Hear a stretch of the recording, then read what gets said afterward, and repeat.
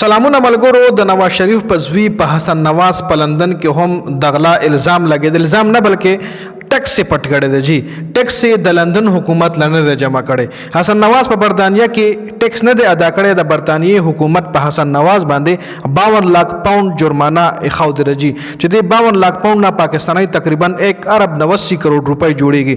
رپورٹ مطابق حسن نواز 2015 اور 2016 ټیکس نو جمع کړي. حسن نواز وی چې زه ډیفالت شوی یم، خو د برطانیې قانون دار چې یو کس ډیفالت هم شي نو هغه به ټیکس حکومت لا جمع کوي. جی نو حسن نواز دغه ټیکس نو جمع کړي.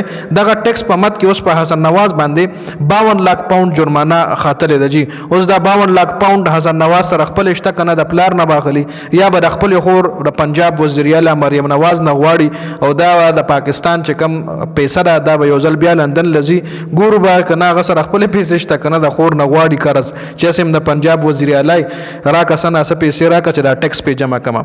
ځکه کدا غلطه د ټیکس نه جمع کوي نو دا خو د ټیکانه ده بیا به خامخا د غزینه هم د تختی نو د غزینه خدای تختیدل نه غواړي نو خامخا د ټیکس په دی جمع کوي.